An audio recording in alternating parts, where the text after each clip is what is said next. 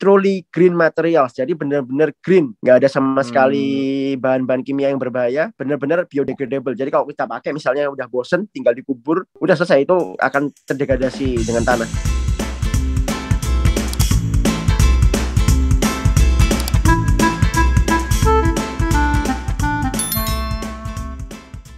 Selamat sore, sahabat literasi. Salam sehat, salam semangat. Terima kasih tetap stay tune di podcast Literasi Komunikasi. Satu podcast yang mencoba mendiskusikan tentang perjuangan teman-teman dalam meraih mimpi mereka. Teman-teman hebat yang tidak pernah putus untuk memikirkan hal-hal penting dalam studi-studi yang mereka kerjakan. Kali ini saya akan kembali lagi nih dengan Mas Daru Febi. Beliau saat ini sedang menempuh satu gelar, nanti SD ya, kalau saya cerita gitu aja beliau nanti ceritakan. Di mana tempatnya? Kita langsung tanya ke beliau. Selamat sore Mas Daru, apa kabar? Alhamdulillah, selamat sore, baik-baik. Ya, Mas Daru nih luar biasa nih, tetap semangat nih. Kayaknya baru ini juga nih, baru selesai kuliah nih Mas. Enggak sih, libur ini kan? Oh, lagi libur. Oke, kan libur Natal, tahun baru 2 minggu. Oh, SD Christmas ya, baik. Iya. Mas Daru saat ini di mana posisinya, Mas? Oh, di London. Oh, di London. Wow, London ya, satu tempat yang mungkin menjadi impian banyak teman-teman. Jadi, kalau kita lihat nih saat ini beliau di London sedang apa nih, Mas? Saya sekarang ngambil PhD di bidang aeronautics. Dan sebenarnya nggak bidang aeronautics sih, departemennya namanya aeronautics, tapi bidang saya mengenai wood-like materials. Jadi lebih material science and engineering gitu. Iya, S3. Kenal lebih S3 namanya. Itu kayaknya impian banyak orang tuh, Mas. Nah, kok apa dulu sebelumnya udah memang bermimpi mau S3? Oh, kalau masalah itu bisa dibilang iya sih. Saya udah mentarget diri saya udah kayak merefleksikan diri saya itu saya ingin jadi dosen. Jadi otomatis kan sebagai dosen atau pengajar atau peneliti dan juga peneliti itu pastinya harus memiliki gelar PhD kan. Jadi saya udah punya target untuk PhD itu sejak kelas 2 SMA bisa dibilang. Jadi saya istilahnya udah tahu ingin jadi apa itu sejak kelas 2 SMA. Tahun lalu ya? Saya umur 17, 18, mungkin 10 tahun yang lalu. Wah, oke, terus? Berarti ya, sudah terus kan ya sejak umur 17 tahun ya akan menjadi ya 18 tahun, 19 tahun sekitar segitu. Ya. Terus ya itu S2, S1 terus S2 terus S3. Jadi kayak berusaha mencoba linear dengan goal yang saya set gitu. Tapi ya tetap nggak gampang sebenarnya, tapi berjalannya nggak mulus. Tapi alhamdulillah sekarang sedang S3 belum lulus. Oke, Mas Daru di mana sih Mas ngajarnya Mas? Di kampus apa? Saya keterima baru 2 tahun yang lalu sih sebenarnya di Universitas 11 Maret UNS. Saya ngajar teknik mesin. Teknik mesin ya. Iya. Lalu jauh-jauh sampai kuliah ke London di kampus mana? Imperial College London ya. Itu jauh-jauh kuliah itu apa sih dari kan sampai kuliah? Apa memang nggak ada kampus lain yang punya rekor atau punya bidang yang Mas impikan? Kalau kampus sebenarnya untuk punya bidang yang saya impikan sih sebenarnya ya banyak lah pastinya kan ya. Cuma masalahnya kan bidang saya tentang sebenarnya awal mulanya itu dari kan S1 saya teknik mesin di 4 kan. Jadi ada konversi energi, ada produksi, ada konstruksi. Kalau teman-teman yang tahu di sini ada Pak Habibie itu kan lebih ke konstruksi sebenarnya. Dan saya kebetulan ngambil bidang keempat yaitu materials and engineering. Material science and engineering atau materials engineering bisa disebutnya. Nah, saya fokusnya ke materials engineering. Jadi makanya ketika saya S2, saya maunya fokus ke materials engineering. Yang mana material engineering ini fokusnya banyak banget dari material metal, polimer, ada keramik, ada juga namanya komposit. Komposit itu gabungan dari 2 atau lebih material. Yang paling moncer sekarang itu komposit karena kan sekarang ini zamannya tailoring yang semua material jadi satu. Jadi fokus saya waktu S2 saya di bidang komposit. Komposit itu sekarang suatu material pesawat terbang juga sekarang komposit. Jadi kebetulan waktu itu komposit ini salah satunya di Imperial College London itu salah satu universitas yang menyediakan program yang spesifik banget namanya MSc in Composite Master. Jadi saya waktu master saya daftar MSc in Composite itu. Terus kemudian setelah lulus S2 saya juga ingin lanjutkan lagi di universitas yang sama, makanya tetap di Imperial College London itu karena itu sih. Karena awalnya karena S2-nya sangat spesifik di situ, makanya kurang lebih saya ingin lanjut di tempat yang sama gitu. Gak bosan po? Kuliah terus? Gak bosan. Sebenarnya bosan sih. Tapi maksudnya menyenangkan pas saya kuliah itu. Bukan menyenangkan sih maksudnya karena saya mungkin karena terjun di penelitian ya. Jadi saya suka penelitian. Jadi sebenarnya S3 juga bukan kuliah sih jadinya. S3 itu lebih ke kerja. Karena S3 di sini nggak ada kuliah, kita ngajar malahan. Jadi kita nggak ada course kayak ngambil kuliah berapa course tuh nggak ada di Inggris. Kita datang awal set itu langsung penelitian. Jadi langsung start penelitian. Itu yang bedanya sama S3 di UK sama S3 di tempat lain. Jadi benar-benar by research. Kita cuma riset doang, nggak ada kuliah. Malah yang ada kita ngajar S1 atau ngajar S1, orang ngajar S2. Jadi kita digaji kalau ngajar S1 S2. Alhamdulillah. Di kampus yang sama? Kampus yang sama, di tempat-tempat yang sama juga. Kebetulan saya sekarang ngejar tutorial kan buat anak undergraduate sama ngajar S2 juga kebetulan, tapi lab demonstration. Jadi ngajar mereka tentang lab laboratory, tentang mechanical testing atau tentang apapun. Oke, ngajar dalam bahasa Inggris atau bahasa Jawa nih? Ya bahasa Inggris loh. Karena international students.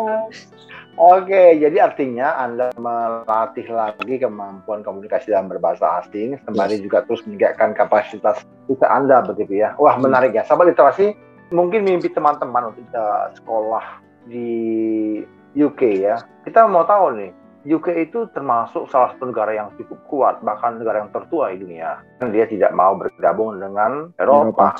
Nah, dia punya mata uang sendiri nih ya, pound sterling. Nah, Mas Daru, piye ki Mas? Kayaknya sedangkan nih punya banyak uang nih Mas. Kok bisa S3 ke Inggris Mas? Dari mana uangnya Mas? Boleh dong, sama kita. Kebetulan saya kan sama seperti yang podcast kemarin mungkin ya. Saya kan keterima untuk master terima LPDP kan, Lembaga Pengelola Dana Pendidikan dari Kemenkyu.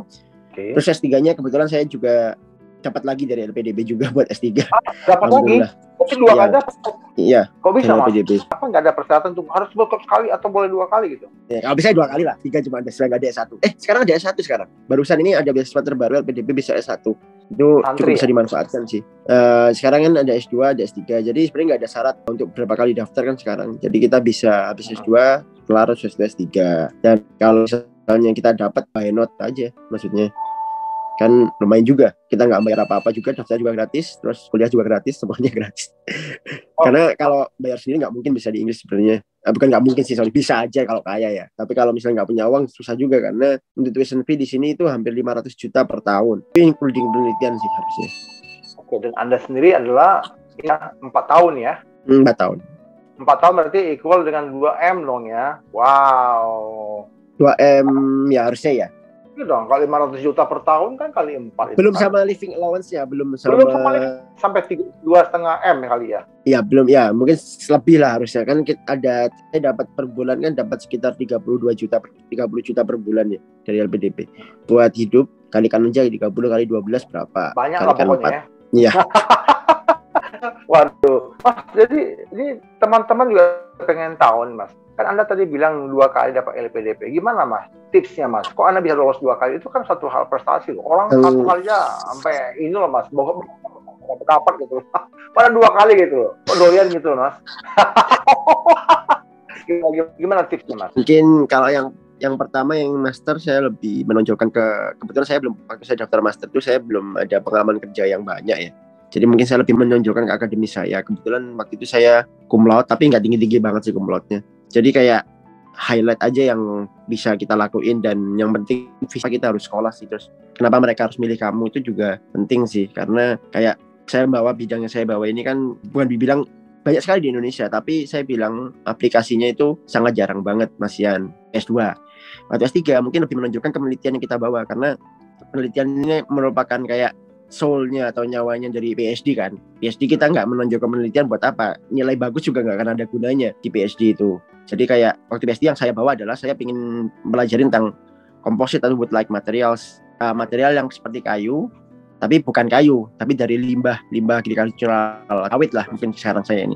Kenapa kok bisa itu yang diconjolkan, padahal itu penelitiannya kan sepele banget. Saya bilang kayak masalahnya utama sekarang itu di materials engineering research itu adalah risetnya keren, bagus, tapi cuma end up becoming a paper. Jadi ujung-ujungnya cuma jadi paper. Impact-nya apa buat Indonesia? Nggak ada impact-nya kan? Kalau cuma jadi paper doang, materials engineering research, saya ingin membuat produknya applicable. Oke, udah banyak sekarang produk applicable sebenarnya. Tapi pertanyaan saya, apakah itu marketable? Ya, sekarang adalah riset saya membuat riset yang simple. Tujuan saya adalah membuat riset nggak cuma bisa applicable, tapi juga harus marketable. Dan marketable ini penting banget. Marketable ini intinya adalah banyak sekarang riset itu yang kayak bagus, keren, tapi mahal. Ujung-ujungnya nggak bisa dijual karena mahal kan. Saya mau membuat riset yang simple, yang marketable, yang bisa dijual, yang murah. Jadi jadi orang kak, kenapa risetnya cuma seperti itu aja, seperti itu. Tapi masalahnya ini marketable. Daripada riset kamu nggak bisa keren, tapi ujung-ujungnya aplikasinya cuma 50 tahun ke depan buat apa? Jadi saya sekarang butuh sesuatu yang cepat ya. Mungkin kita bagi tugas makanya. Jadi itu yang saya bawa. Oke, jadi artinya ada satu kebaruan yang ditawarkan ya, bukan hanya kebaruan, tapi juga bisa dibilang itu berbau-bau bisnis juga gitu ya. Benar, bisa itu yang paling penting. Profit ya, profitnya buat Indonesia tentunya atau buat masyarakat? Ya, mas kalau saya bisa membuat produk marketable kan bisa membuat lapangan kerja baru, yang paling utama kan. Jadi ya profitnya tetap buat sebagai founder ya pasti buat saya pribadi, karena saya buat bisnisnya kemungkinan kan bisa membuat startup. Tapi yang paling penting daripada itu adalah ketika saya membuat startup atau membuat bisnis adalah saya akan bisa membuka lapangan kerja bagi stakeholders tuh. Oke, artinya Mas, riset Anda ini nanti akan Anda coba aplikasikan dalam konteks Indonesia begitu ya? Ya pastinya ya, karena emang yang saya pakai semua bahan mentahnya juga dari Indonesia. Oke, nah pertanyaan saya nih, apakah ketika Anda selesai studi langsung bisa diaplikasikan atau ya sangat short term banget nih. Jadi harusnya ini ya bisa diaplikasikan secepat-cepatnya sih malahan. Mungkin setelah saya PhD setahun 2 tahun insya Allah produk ini bisa marketable udah malahan. Jadi jangan 10 sampai 20 tahun. Enggak sampai 10 sampai 20 tahun ya. Oke. Enggak sampai 10 sampai 10 sampai 20 tahun. Enggak sampai 10 sampai 20 tahun kan. Malah Anda mungkin akan mengajar mungkin 2-3 tahun bisa marketable harusnya. Ya. Nanti apa yang akan Anda jual Mas? Itu loh. Yang Anda sebut yang marketable itu apa yang akan jadi kalau teman-teman tahu namanya medium density fiberboard kayak panel yang dipakai furniture, dipakai buat meja itu kan sekarang pakai kayu kan? Iya, kayu itu loh, yang apa namanya yang berkas kayu itu kan? Iya, itu sekarang pakai kayu kan. Sedangkan kalau kita pakai kayu, itu kan akan lead to deforestation kan. Kalau kita terlalu banyak pakai kayu kan akan terjadi deforestasi, pengundulan hutan kan. Karena itu saya mengurangi penggunaan kayu dengan cara menawarkan, saya ingin membuat material sekuat kayu, tapi dari limbahnya agriculture atau limbah sekarang saya pakai adalah limbah kelapa sawit. Ya itu kan kelapa sawit ini kalau misalnya diolah jadi minyak kelapa sawit, akan salah satunya adalah serat tandan kosong kelapa sawit. Tandan kosong nanti diolah jadi serat, yang ini akan diolah menjadi tadi itu material seperti kayu atau wood-like materials yang kekuatannya itu bisa bersaing dengan kayu, bisa dibuat furniture dan sebagus kayu juga. Tapi itu harganya juga bersaing sama kayu? Ya, pastinya lebih murah dari kayu harusnya karena ini dari limbah. Oke. Berarti akan menggunakan bahan-bahan kimia dong ya? Mencoba. Enggak, itu yang salah satu yang saya tawarkan adalah saya tidak akan ada menggunakan chemical compound atau gitu? Bahan kimia yang sangat berbahaya. Itu yang sering banget paper sekarang banyak publikasi mengenai itu sebenarnya. Tapi mereka masih pakai polimer atau plastik. Yang mana plastik itu nggak ramah lingkungan kan. Jadi plastik dicampur sama serat limbah kayak gitu kan. Betul. Itu nggak saat biomas. Itu jadinya kan nggak ramah lingkungan. Yang saya tawarkan sekarang adalah truly green materials. Jadi benar-benar green. Jadi nggak ada sama sekali bahan-bahan kimia yang berbahaya. Benar-benar biodegradable. Jadi kalau kita pakai misalnya udah bosen tinggal dikubur, udah selesai, itu akan terdegradasi dengan tanah. Benar-benar nggak ada bahan kimia sama sekali. Itu yang saya tawarkan juga selain murah harganya dan juga keren. ramah lingkungan. Yang mana ini mendukung visinya Indonesia kan buat green tentang COP dan lain-lain kemarin. Iya. Keren Mas, keren. Artinya kalau saya gambaran singkat saya begini, berarti kan Anda butuh banyak limbah sawit, lalu kemudian Anda padatkan menjadi katakanlah semacam kayu begitu kan ya, menghasilkan kayu, kurang lebih begitu ya. Wah, top. Menarik. Riset saya itu kan masalahnya nggak cuma riset tentang materialnya, tapi metodenya kan. Di garis bawahi, metode ini nggak cuma bisa digunakan untuk limbah kelapa sawit. Limbah apa aja bisa? Nanti takutnya jadi bias, orang yang mendengar nanti takutnya wah ini jadi mendukung penanaman kelapa sawit kan, bukan seperti itu. Kebetulan karena saya sekarang untuk startnya awalnya pakai limbah kelapa sawit, sebenarnya pakai limbah apapun bisa. Misalnya limbah padi habis digulung kan ada limbahnya kan, itu limbah biomasnya kan, itu juga bisa dipakai nanti jadi material seperti kayu, pakai metode yang saya punya. Artinya limbah ini ya bukan limbah kotoran ya, limbah agriculture. Misalnya kotoran hewan gitu bukan kan? Bukan limbah biomas agriculture. Wah, saya jadi teringat begini Mas. Iya, Mas Daru, saya teringat nih. Kalau saya nggak salah ya, di India ada satu orang itu menghasilkan dari kotorannya gajah. Dia bikin juga jadi papan, Mas. Limbah kotorannya? Iya, kotoran gajah itu dia kumpulin kan, sekarang banyak gajah ya India kan, dia kemudian temukan dan itu Dan itu dipakai di beberapa, tadinya cuma kecil gitu, sampai sekarang dia punya banyak karyawan gitu, juga menyerap tenaga kerja. Artinya saya tertarik, saya melihat bahwa apa yang Anda pikirkan itu sesuatu yang memang useful bagi dunia ke depannya begitu. Yang Anda tadi ini bukan hanya limbah sawit, artinya teman-teman nanti yang mendengar ini bukan tidak langsung berpikir bahwa berarti mendukung penanaman sawit, bukan. Tapi artinya justru Mas Daru mencoba mengoptimalkan ya metode yang saya pakai. Iya, semua itu daripada kemudian dia dibuang dan merusak lingkungannya, kan mungkin itu kan udah pakai bahan kimia, kemudian Mas Daru mengolah itu menjadi sesuatu yang sangat ramah lingkungan begitu ya, berguna bagi masyarakat. Wih, keren. Berarti bentar lagi Mas Daru nih kalau lulus nih, katakan sekarang 2022, bentar lagi 2028. 2025. Iya, 2025 insya Allah. Oh ya, oke. 3 tahun setelah itu 2028 nih bisa jadi Menteri Perindustrian dari. Saya jadi pengusaha mebel aja. Oh gitu ya, namanya Bapak. Oh, kalau gitu nanti Anda perusahaan mebel, nggak lama waktu Anda jadi wali kota dong. Lalu gubernur dan presiden dong. Enggak lah. Pak Jokowi itu kan. Enggak ada ambisi saya buat itu. Saya tidak ada ambisi buat itu. Oh gitu. Iya. Bagus juga lah, pengusaha mebel gitu kan, dia punya pemerintah. Oke, Mas Daru, berarti di Inggris sudah kapan nih Mas? Tahun lalu? Tahun ini? Tahun ini sih, baru Maret saya mulai. Baru Maret ya? Berarti baru Maret ya? Iya. Oke, berarti sudah, kayaknya kalau nggak salah Mas Daru sudah keluarga ini. Bawa istri? Enggak? Udah. Atau masih jomblo? Istri masih di Indonesia, tapi insya Allah bakal menyusul tahun depan bulan Mei insya Allah. Oh. Maybe ya. Karena COVID juga dan lain-lain. Maybe Mei gitu ya? Atau maybe Juni? Ya. Maybe Mei. Berarti sekarang ini masih melihat gitu ya? Berjuang ya? Bertarung sendiri ya? Iya. Apa suka dukanya nih Mas? Apa suka dukanya sendirian di negara orang Mas? Dukanya apa ya? Dukanya ya pasti kangen sama keluarga sih. Sukanya tapi mungkin kita lebih bisa fokus ke kuliah kan. Jadi kayak fokus ke penelitian. Karena maksudnya kan istri kan juga di sana, jadi mau nggak mau cuma telepon doang gitu. Ya mungkin ya banyak dukanya sih sebenarnya. Mas ya kalau jauh dari keluarga. Oh gitu ya, memang itu pertarungan sih Mas. Sudah menikah, apalagi kalau udah punya anak ya Mas. Begitu. Ya, kalau setelah sudah punya anak itu, ketika harus studi seperti yang saya alami juga itu nggak mudah. Wah menarik.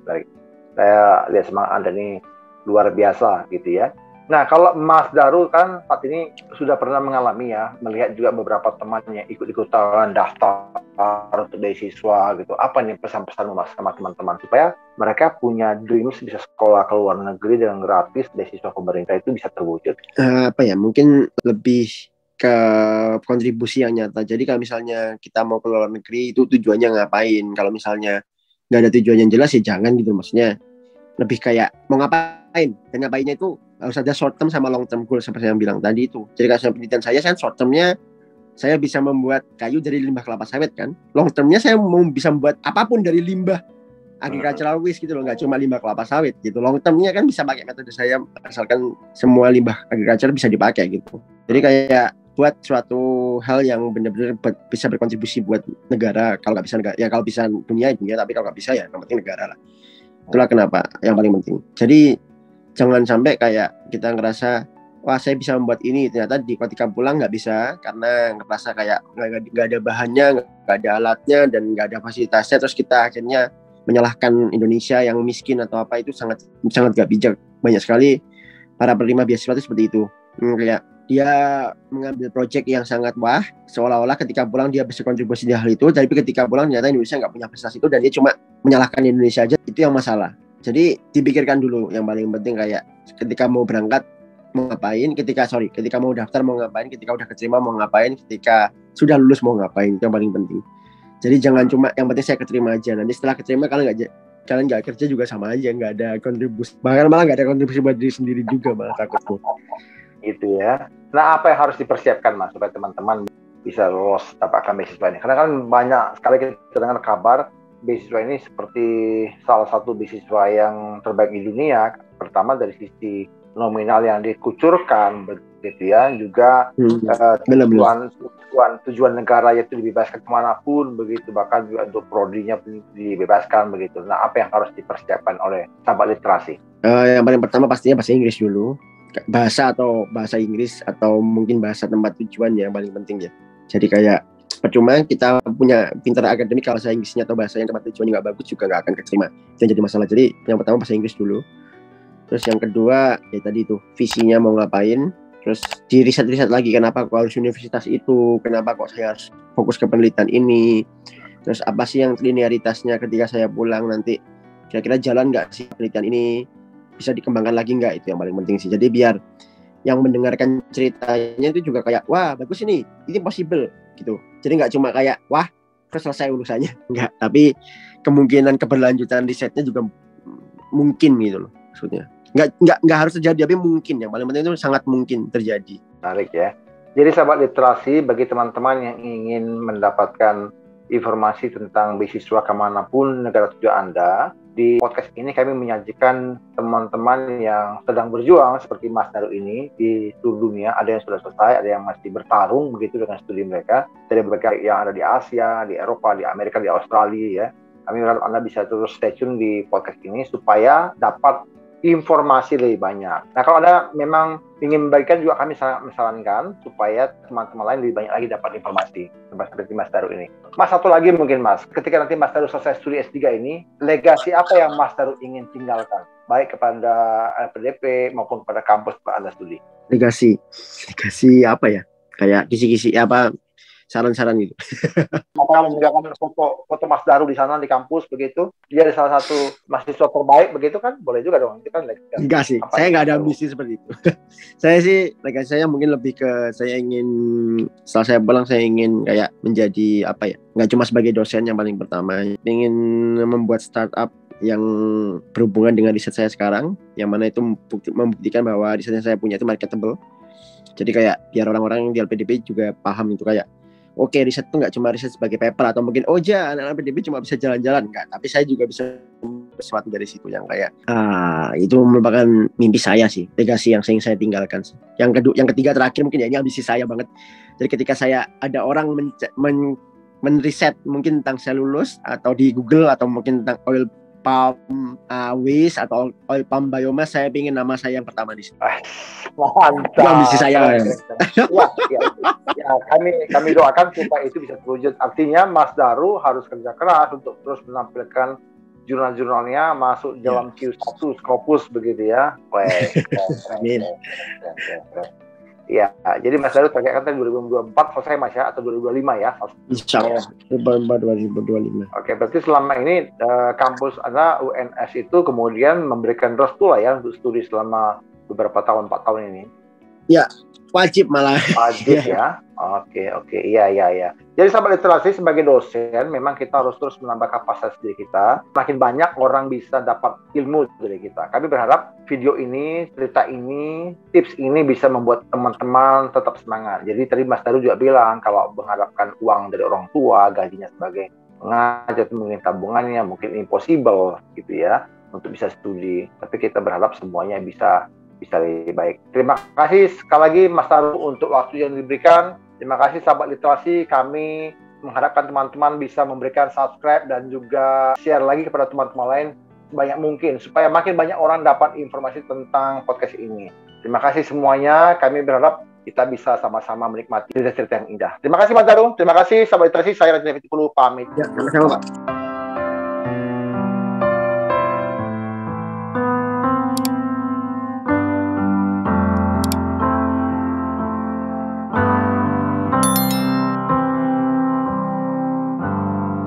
Another summer day is coming on our way.